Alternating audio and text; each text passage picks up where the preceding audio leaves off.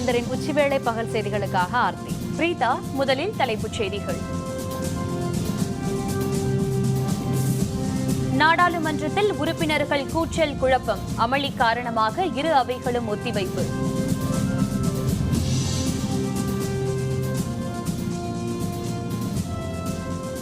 ஜம்மு காஷ்மீர் ராணுவ முகாம் மீது தீவிரவாதிகள் தாக்குதல், 2 ராணுவ வீரர்கள் 3 தீவிரவாதிகள் பலி.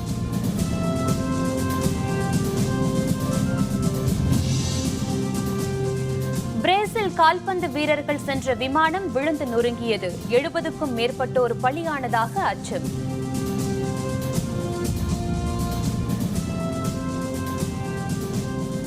இலங்கையில் கருணா கைது, ஊழல் புகாரில் கைது செய்யப்பட்டதாக தகவல்.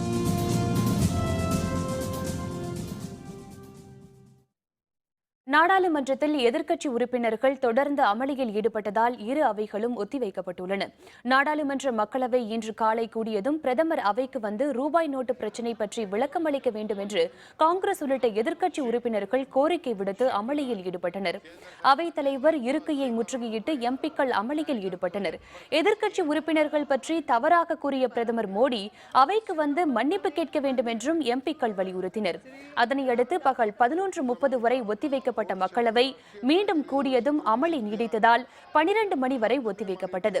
12 மணிக்கு அவை கூடிய போதும் மீண்டும் உறுப்பினர்கள் அமளியில் ஈடுபட்டதால் அவைத் தலைவர் சுமித்ரா மகாஜன் அவையை பிற்பகல் 2 மணி வரை ஒத்திவைத்தார். और हम इस बात की पूरी कोशिश कर रहे हैं कि जंगल के बाहर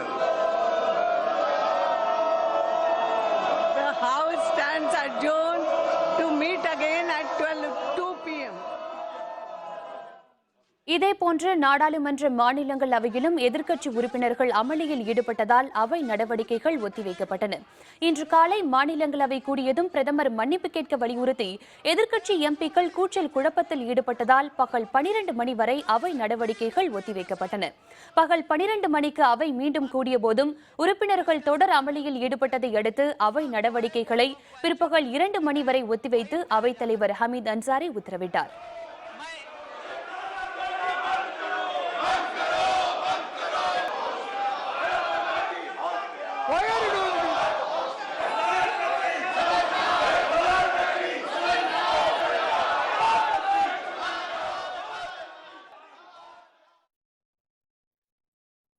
எதிர்க்கட்சிகளை விமர்சித்த பிரதமர் நாடாளுமன்றத்தில் மன்னிப்பு கேட்க வேண்டும் என்று எதிர்க்கட்சித் தலைவர்கள் கோரிக்கை விடுத்துள்ளனர்.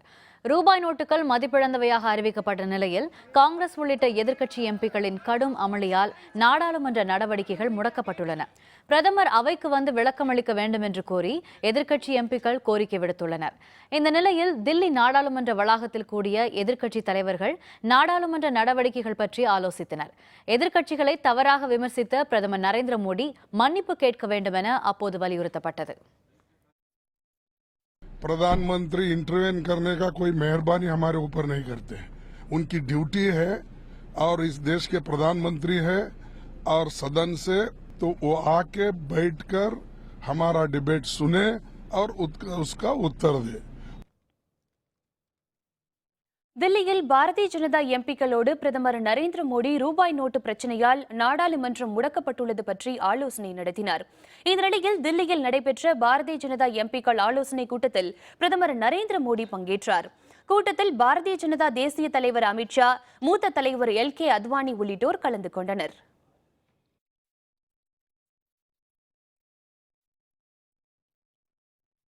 பாரதிய ஜனதா எம்பிக்கள் மற்றும் MLAக்கள் அனைவரும் தங்களது வங்கிக் கணக்கு விவரங்களை தாக்கல் செய்ய வேண்டும் என்று பிரதமர் நரேந்திர மோடி உத்தரவிட்டுள்ளார். பாரதிய ஜனதா கட்சியைச் சேர்ந்த MP மற்றும் MLAக்கள் தங்களது வங்கிக் கணக்கு விவரங்களை தாக்கல் செய்ய வேண்டும் என்று அவர் உத்தரவிட்டுள்ளார். நவம்பர் 8ஆம் தேதி முதல் வரும் டிசம்பர் 31 வரையிலான கணக்கு விவரங்களை தாக்கல் செய்யுமாறு உத்தரவிடப்பட்டுள்ளது. பாரதிய ஜனதா கட்சியின் தேசிய தலைவர் அமித்ஷாவிடம் ஜனவரி 1 தேதிக்குள் அது பற்றிய கணக்கு விவரங்களை தாக்கல் செய்யுமாறு பிரதமர் நரேந்திர மோடி குறிப்பிட்டுள்ளார்.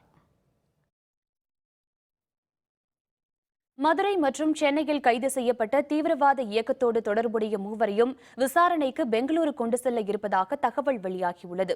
மதுரையில் அல் காய்தா ஆதரவு இயக்கத்தை சேர்ந்த சிலர் பதுங்கி இருப்பதாக தேசிய புலனாய்வு மற்றும் காவல்துறையினருக்கு தகவல் கிடைத்தது. இந்த மூவரில் அப்பாஸ் அலி என்பவர் மைசூர் குண்டுவெடிப்பு வழக்கில் தொடர்புடையவர் என தெரியவந்தது. இதனையடுத்து தேசிய புலனாய்வு பிரிவினர் மதுரை காவல்துறையினரின் உதவியுடன் மதுரை முனிச்சாலை இஸ்மாயில்புரத்தை சேர்ந்த அப்பாஸ் அலி, GR நகரை சேர்ந்த ஆஷிப் சுல்தான் முகமது, கே புத்தூர் விஸ்வநாதபுரத்தை சேர்ந்த எம் சம்சூர் கமீர் ராஜா ஆகியோரை கைது செய்தனர். இவர்களிடமிருந்து வெடிப்பொருட்கள் பறிமுதல் செய்யப்பட்டதாக கூறப்படுகிறது. அப்பாஸ் அலி, கரீம் ராஜா ஆகியோர் மீது சித்தூர், கொல்லம் நீதிமன்ற வளாக குண்டுவெடிப்பு, நெல்லூர் குண்டுவெடிப்பு, மலப்புரம் நீதிமன்ற கழிப்பறை குண்டுவெடிப்புகளில் தொடர்பிருப்பதாக புலனாய்வுத்துறை கூறியுள்ளது. பூந்தமல்லி தீவிரவாத தடுப்பு நடவடிக்கை தொடர்பான சிறப்பு நீதிமன்றத்தில் ஆஜர்படுத்தப்படும் மூவரையும் பெங்களூருவுக்கு கொண்டு சென்று தேசிய புலனாய்வு அமைப்பினர் விசாரணை நடத்தவிருப்பதாக தெரிகிறது.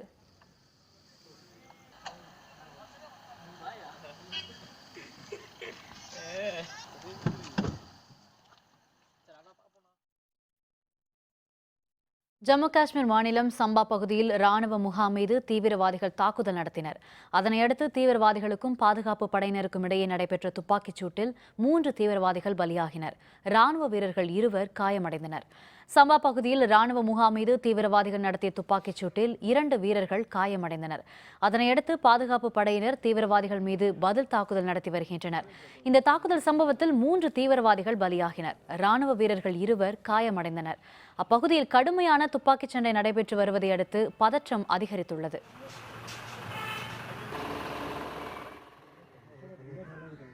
ஜம்மு காஷ்மீர் மாநிலம் நக்ரோட்டா பகுதியிலும் தீவிரவாதிகளுக்கும் எல்லை பாதுகாப்பு படையினருக்கும் இடையே கடுமையான துப்பாக்கிச் சண்டை நடைபெற்று வருகிறது. தீவிரவாதிகள் நடத்திய தாக்குதலில் 2 ராணுவ வீரர்கள் பலியாகினர். இந்த தாக்குதல் சம்பவத்தை அடுத்து அப்பகுதியில் பதற்றம் நீடிக்கிறது. இலங்கையில் வாகனம் வாங்கியதில் முறைகேட்டில் ஈடுபட்டதாக முன்னாள் அமைச்சர் கருணா கைது செய்யப்பட்டுள்ளார். இலங்கை அதிபராக ராஜபக்சே இருந்தபொழுது அவரது அமைச்சரவையில் இடம்பெற்றிருந்தார் கருணா என்ற விநாயகமூர்த்தி முரளிதரன். இவர் விடுதலை புலிகள் அமைப்பில் இருந்தபொழுது கிழக்கு மாகாண தளபதியாக இருந்தார். பின்னர் விடுதலை புலிகள் அமைப்பில் இருந்து பிரிந்து ராஜபக்சேவுக்கு ஆதரவாக செயல்பட்டு வந்தார். ஸ்ரீலங்கா சுதந்திர கட்சியின் துணைத் தலைவராகவும் இருந்தார். ஊழல் புகார் விசாரணைக்காக வந்திருந்த கருணா இன்று கைது செய்யப்பட்டுள்ளார்.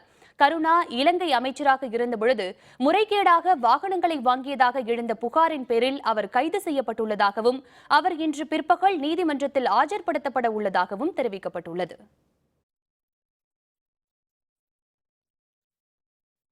கொலம்பியா நாட்டில் விமானம் விழுந்து நொறுங்கி விபத்துக்குள்ளானதில் பிரேசில் நாட்டு கால்பந்து வீரர்கள் உள்ளிட்ட 72 பேர் பலியாகி இருக்கக்கூடும் என தகவல்கள் வெளியாகியுள்ளன.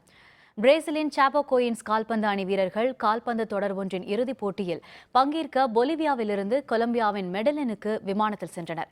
இவர்கள் சென்ற விமானம் மெடலினில் உள்ள மலைப்பகுதியில் விழுந்து நொறுங்கியது. விமானம் விபத்துக்குள்ளானதை மெடலின் மேயர் அதிகாரப்பூர்வமாக அறிவித்தார்.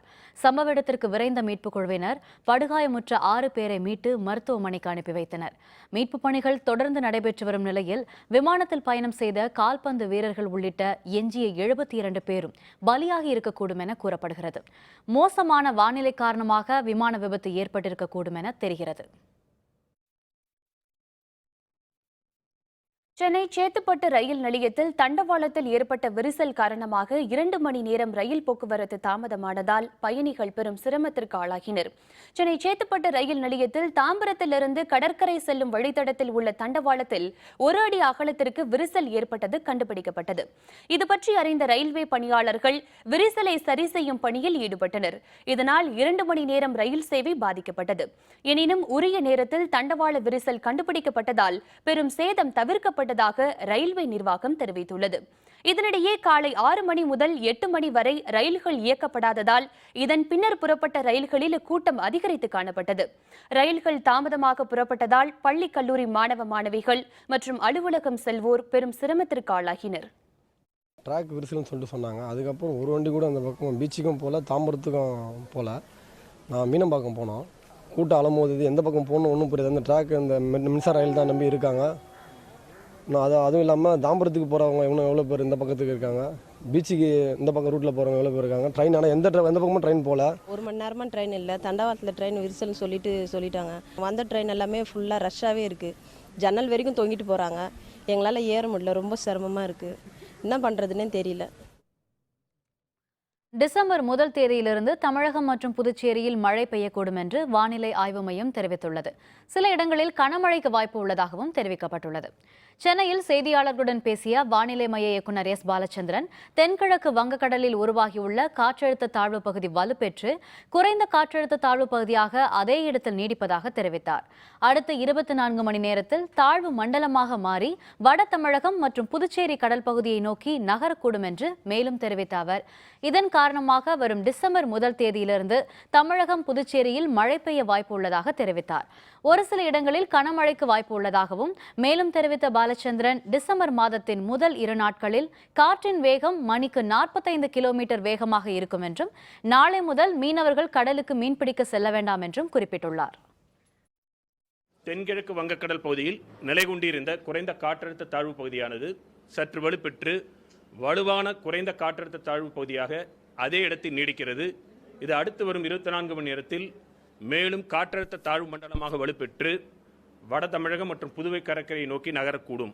இதன் காரணமாக வரும் 1ஆம் தேதி முதல் தமிழகம் மற்றும் புதுவையில் அநேக இடங்களில் மழை பெய்யக்கூடும். ஓரிரு இடங்களில் கனமழையும் இருக்கக்கூடும். தமிழகத்தில் 90% வணிகம் பாதிப்பு, விக்ரமராஜா குற்றச்சாட்டு. விவரம் விளம்பர இடைவேளைக்கு பிறகு.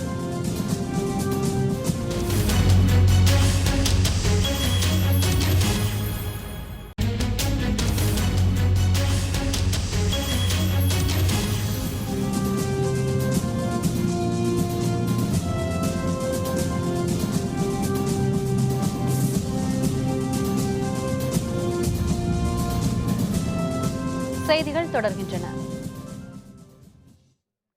வறட்சி காரணமாக தற்கொலை செய்து கொண்ட விவசாயிகளின் குடும்பத்தினருக்கு தலா 15 லட்சம் ரூபாய் இழப்பீடு வழங்க வேண்டும் என்று தமிழக காங்கிரஸ் தலைவர் திருநாவுக்கரசர் தெரிவித்துள்ளார். கோயம்புத்தூரில் நடைபெறும் காங்கிரஸ் கட்சி நிகழ்ச்சிகளில் கலந்து கொள்வதற்காக வந்த திருநாவுக்கரசர் செய்தியாளர்களுடன் பேசினார். முறையான ஏற்பாடுகள் இல்லாமல் அவசர கோலத்தில் 500 மற்றும் 1000 ரூபாய் தாள்கள் செல்லாது என்று மத்திய அரசு அறிவித்ததால் மக்கள் மிகுந்த சிரமத்திற்கு உள்ளாகி இருப்பதாக அப்போது அவர் தெரிவித்தார். ஜனநாயகத்துக்கு மதிப்பளித்து நாடாளுமன்றத்துக்கு வந்து பிரதமர் மோடி இது பற்றி விளக்கம் அளிக்க வேண்டும் எனவும் அவர் மேலும் தெரிவித்தார். பயிர்கள் கருகுவதை பார்த்து தற்கொலை செய்து கொண்ட விவசாயிகளின் குடும்பத்தினருக்கு தமிழக அரசு எந்த இழப்பீடும் வழங்கவில்லை எனவும் அவர் மேலும் தெரிவித்தார். கடன் வாங்கி விவசாயம் செய்த விவசாயிகள் தங்களுடைய பயிர் கருகி போவதை பார்த்து தங்களை கருகிக் கொள்கிறார்கள். பல பேர் தற்கொலை செய்து கொள்கிறார்கள். இந்த எண்ணிக்கை நீண்டு கொண்டே போகிறது. இதுவரை தமிழ்நாடு அரசாங்கம் இறந்த ஒரு விவசாயிக்கு கூட எந்த விதமான நிவாரண தொகையும் வழங்கவில்லை. என்னை பொறுத்தவரை இறந்தவர்களுடைய குடும்பத்திற்கு சுமார் குறைந்தபட்சம் 15 லட்சம் ரூபாய் தமிழ்நாடு அரசாங்கம் வழங்க வேண்டும் என்று கேட்டுக்கொள்கிறேன். பணத்தாள்கள் மதிப்பிழந்ததாக அறிவிக்கப்பட்டதை அடுத்து தமிழகத்தில் 90% அளவிலான வணிகம் பாதிக்கப்பட்டுள்ளதாக தமிழ்நாடு வணிகர் சங்கங்களின் பேரமைப்பின் தலைவர் விக்ரமராஜா குற்றம் சாட்டியுள்ளார். 500 மற்றும் 1000 ரூபாய் பணத்தாள்கள் மதிப்பிழந்ததாக மத்திய அரசு அறிவித்ததற்கு கண்டனம் தெரிவித்து தமிழ்நாடு வணிகர் சங்கங்களின் பேரமைப்பு சார்பில் சென்னை சேப்பாக்கத்தில் ஆர்ப்பாட்டம் நடைபெற்றது. பின்னர் செய்தியாளர்களுடன் பேசிய விக்ரமராஜா, மத்திய அரசின் அறிவிப்பால் சிறு குறு வணிகர்களும் மக்களும் பாதிக்கப்பட்டுள்ளதாக குறிப்பிட்டார். இது தொடர்பாக வரும் 2ஆம் தேதி பிரதமர், மத்திய நிதியமைச்சர், ரிசர்வ் வங்கி ஆளுநர் ஆகியோரை சந்தித்து பேச உள்ளதாகவும் அவர் கூறினார். 500 ரூபாய் 1000 ரூபாய் நோட்டு செல்லாது என்று அறிவித்த பிறகு 4-5 நாட்களிலே பிரச்சனைகள் சீராகிவிடும் என்று எண்ணியது உண்டு. ஆனால் 21 நாட்கள் ஆகியும் இன்னும் பிரச்சனை தீர்ந்தபாடு இல்லை. ஆகவே எங்களுடைய வணிகம் ஏறக்குறைய 90 விழுக்காடு வணிகம் முடக்கப்பட்டிருக்கிறது. பாரத பிரதமர் அவர்களையும் மரியாதைக்குரிய நிதியமைச்சர் அவர்களையும் மரியாதைக்குரிய ரிசர்வ் பேங்க் கவர்னர் அவர்களையும் டெல்லியிலே சந்தித்து 12 அம்ச கோரிக்கையை நிறைவேற்ற வலியுறுத்த இருக்கிறோம்.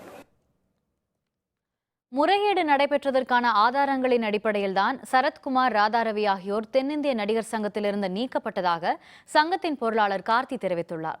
சென்னையில் செய்தியாளர்களுடன் பேசிய அவர், சட்ட ஆலோசகர், தணிக்கையாளர் ஆகியோரின் ஆய்வுக்கு பின்னரே இருவரையும் நீக்க பொதுக்குழுவில் முடிவு செய்யப்பட்டதாக தெரிவித்தார்.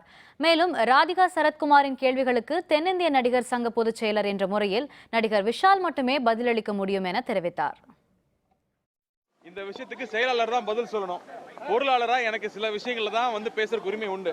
அந்த வகையில் இதுக்கான பதில் வந்து விஷால்கிட்ட நீங்கள் கேளுங்க, அவர் தான் இதுக்கு பதில் சொல்லணும். எனக்கு உரிமை கிடையாதுங்கிறத ஃபஸ்ட் தெரிவிச்சுக்கிறேன். இது வரைக்கும் நாங்கள் எந்த விஷயம் எடுத்து வச்சிருந்தாலும் அது ஆடிட்டரோடையும் லீகல் அட்வைசர் அதாவது வக்கீலோடையும் கலந்து ஆலோசிக்காமையோ இல்லாது சாட்சி இல்லாமையோ எந்த விஷயத்தையும் இது வரைக்கும் எடுத்து வைக்கல. எல்லாத்துக்கும் சாட்சி இருக்கிறதுனால தான் ஒரு விஷயத்த ஒரு பொதுக்குழுவில் முன் வைக்கிறோம். வடகிழக்கு பருவமழை பொய்த்து போனதால் கருகிய பயிர்களுக்கு உரிய இழப்பீடு வழங்க வேண்டும் என அரியலூர் விவசாயிகள் கோரிக்கை விடுத்துள்ளனர். மேட்டூர் அணையில் போதிய நீர் இருப்பு இல்லாததால் அரியலூர் மாவட்டத்தில் சற்று தாமதமாக நடவு செய்யப்பட்ட மக்காச்சோளம், கம்பு மற்றும் பருத்தி ஆகிய பயிர்கள் கருகி வருகின்றன. இந்நிலையில் வறட்சி பாதிப்பு குறித்து ஆய்வு செய்ய வந்த முதன்மை செயலர் பனீந்திர ரெட்டியிடம் தங்களின் விளைநிலத்தில் விளைந்த சோளம், கருகிய நெல் ஆகியவற்றை காண்பித்து விவசாயிகள் தங்களின் வேதனையை வெளிப்படுத்தினர். இழந்துவிட்ட தங்களின் வாழ்வாதாரத்தை மீட்டுத் தர வேண்டும், கருகிய பயிர்களுக்கு உரிய இழப்பீடு தொகையை உடனடியாக வழங்கிட வேண்டும் என தமிழக அரசிற்கு விவசாயிகள் கோரிக்கை வைத்துள்ளனர். வரக்கூடிய கோடை மாதங்களில் எந்த விதமான பிரச்சனையும் வராத அளவுக்கு ஏற்பாடுகள் செய்யப்பட்டுள்ளன. விவசாயம் பொறுத்த வரைக்கும் மழையை நம்பி இருக்கின்ற விவசாயிகள் பயிர் சேதம் சில இடங்களில் காணப்பட்டுள்ளது. அதற்கு ஆய்வு குறிப்பு மாநில அரசிடம் ஒப்படைக்கப்படும், தக்க நடவடிக்கை மேற்கொள்ளப்படும். காஞ்சிபுரம் மாவட்டம் காட்டாங்குளத்தூரில் உள்ள SRM பல்கலைக்கழகத்தில் தொடங்கியுள்ள பொறியியல் துறை கருத்தரங்கில் ஜப்பான் உட்பட 9 நாடுகளைச் சேர்ந்த பேராசிரியர்கள் பங்கேற்றுள்ளனர். SRM பல்கலைக்கழகம் ஜப்பான் சுஷிகோ பல்கலைக்கழகத்துடன் இணைந்து பல்துறை பொறியியல் மாணவர்களுக்கான கருத்தரங்கிற்கு ஏற்பாடு செய்துள்ளது. SRM மருத்துவ பல்கலைக்கழகத்தின் இணைவேந்தர் டாக்டர் P. தங்கராஜ் தலைமையில் தொடங்கிய இந்த கருத்தரங்கில் ஜப்பான் உட்பட 9 நாடுகளைச் சேர்ந்த பேராசிரியர்கள் கலந்து கொண்டு விவாதிக்கின்றனர். உலக அளவில் பொறியியல் துறையில் ஏற்பட்டு வரும் மாற்றம் மற்றும் புதிய தொழில்நுட்ப யுக்திகள் குறித்து அவர்கள் ஆய்வறிக்கை தாக்கல் செய்ய உள்ளனர். ஜப்பானில் நடைபெற்று வந்த இந்த கருத்தரங்கம் முதன்முறையாக தற்போது SRM பல்கலைக்கழகத்தில் நடைபெறுவது மிக சிறப்பான ஒன்று என பொறியியல் மாணவர்கள் தெரிவித்தனர். The main purpose of Inter-Academia Asia is to encourage the master student activities for international activities. We hope that master students coming together here will become a PhD candidate for the future and will become a good scientist. That's the reason we started the Inter-Academia Asia. கோயம்புத்தூரில் நடைபெற்ற மாநில அளவிலான மாணவ மாணவிகளுக்கான தனித்திறன் போட்டிகளில் 100க்கும் அதிகமான பள்ளி மாணவ மாணவிகள் கலந்து கொண்டனர். தமிழகம் முழுவதும் உள்ள அரசு மற்றும் அரசு உதவி பெறும் பள்ளிகளில் பயிலும் மாணவ மாணவிகளின் தனித்திறமையை மேம்படுத்தும் வகையில் பள்ளி கல்வித்துறை சார்பில் போட்டிகள் நடத்தப்படுகின்றன. இதன் ஒரு பகுதியாக கோயம்புத்தூரில் உள்ள 4 தனியார் கல்லூரிகளில் பல்வேறு வகை போட்டிகள் நடத்தப்பட்டன. நடனம், பாடல், கவிதை வாசித்தல் உள்ளிட்ட பல்வேறு போட்டிகளில் 32 மாவட்டங்களைச் சேர்ந்த 1350 மாணவ மாணவிகள் கலந்து கொண்டனர். நாதஸ்வரம் வாசித்தல், பறை இசைத்தல், தப்பாட்டம் மற்றும் பரதநாட்டியம் ஆகிய போட்டிகளிலும் மாணவ மாணவிகள் கலந்து கொண்டனர். இதுபோன்ற போட்டிகள் தங்களது தனித்திறமைகளை வளர்க்க உதவுவதாக மாணவ மாணவிகள் தெரிவித்துள்ளனர். நான் வீணை வாசிக்கிறதுக்காக வந்திருக்கேன். எனக்கு ரொம்ப சந்தோஷமாக இருக்குது இதில் பார்ட்டிசிபேட் பண்ணுறது. நான் வாத்தாப்பிங்கிற பாட்டை வாசிக்க போகிறேன். வீணை வாசிச்சா கான்சன்ட்ரேஷன் வரும்னு சொல்லுவாங்க. இந்தியா இங்கிலாந்து 3வது டெஸ்ட் கிரிக்கெட் வெற்றியை நோக்கி இந்திய அணி. விவரம் விளம்பர இடைவேளைக்கு பிறகு.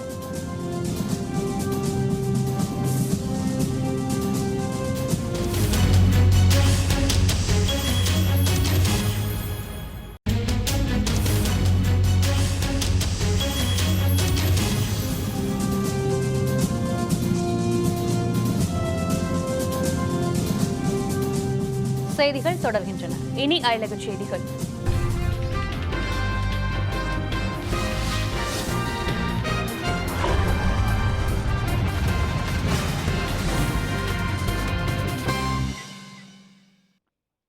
சிரியாவில் அலெப்போ மாகாணத்தில் உள்ள முக்கிய பகுதிகளை கிளர்ச்சியாளர்களிடமிருந்து அந்நாட்டு ராணுவம் மீட்டுள்ளது.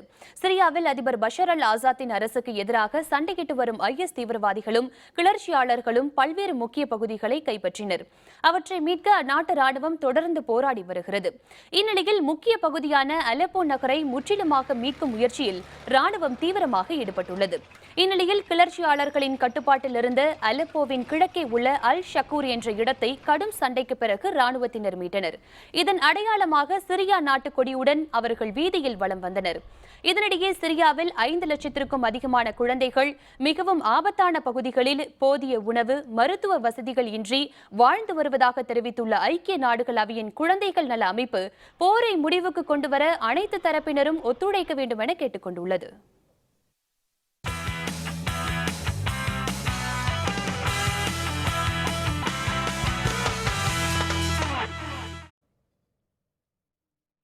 மொஹாலியில் நடைபெற்று வரும் 3வது டெஸ்ட் கிரிக்கெட் போட்டியில் இந்திய அணி வெற்றி பெற 103 ரன்களை இலக்காக இங்கிலாந்து அணி நிர்ணயித்துள்ளது. இந்தியா இங்கிலாந்து அணிகளுக்கு இடையிலான 3வது டெஸ்ட் போட்டி பஞ்சாப் மாநிலம் மொஹாலியில் நடைபெற்று வருகிறது. இதன் முதல் இன்னிங்ஸில் இங்கிலாந்து அணி 283 ரன்களும் இந்திய அணி 417 ரன்களும் எடுத்தன. இரண்டாவது இன்னிங்ஸில் இங்கிலாந்து அணி நேற்றைய ஆட்ட நேர முடிவில் 4 விக்கெட்டுகள் இழப்பிற்கு 78 ரன்கள் எடுத்திருந்தது. இந்நிலையில் இன்று ஆட்டத்தை தொடர்ந்த அந்த அணி இந்திய பந்துவீச்சை எதிர்கொள்ள முடியாமல் திணறியது. இதனால் 236 ரன்களில் இங்கிலாந்து அணி அனைத்து விக்கெட்டுகளையும் இழந்தது. இதையடுத்து 103 ரன்களை வெற்றி இலக்காக கொண்டு இந்திய அணி களமிறங்கியுள்ளது. சற்று முன் வரை இந்திய அணி 1 விக்கெட் இழப்பிற்கு 8 ரன்கள் எடுத்துள்ளது.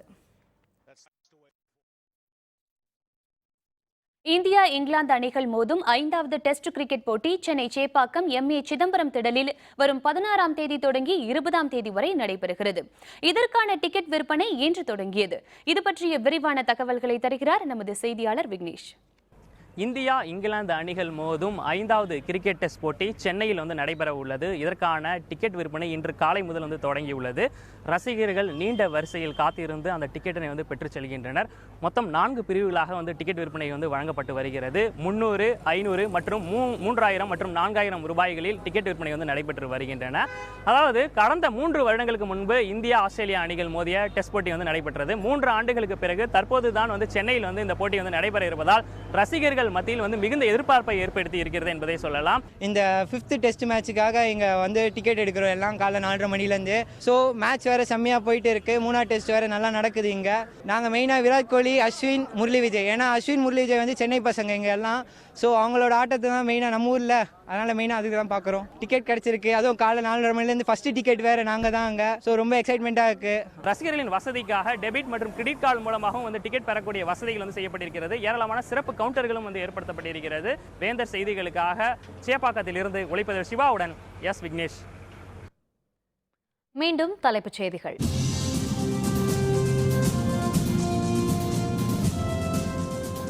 நாடாளுமன்றத்தில் உறுப்பினர்கள் கூச்சல் குழப்பம், அமளி காரணமாக இரு அவைகளும் ஒத்திவைப்பு.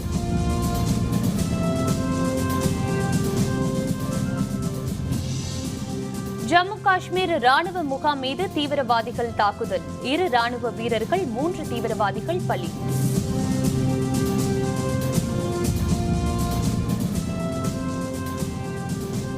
பிரேசில் கால்பந்து வீரர்கள் சென்ற விமானம் விழுந்து நொறுங்கியது. 70க்கும் மேற்பட்டோர் பலியானதாக அச்சம்.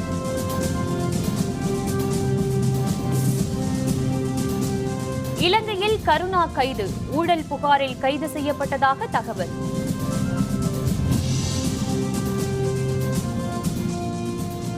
இத்துடன் வேந்தரின் உச்சிவேளை பகல் செய்திகள் நிறைவடைந்தன. மீண்டும் மாலை 5:30 மணிக்கு வேந்தரின் அந்திமாலை தொடர் செய்திகளில் சந்திப்போம். வணக்கம்.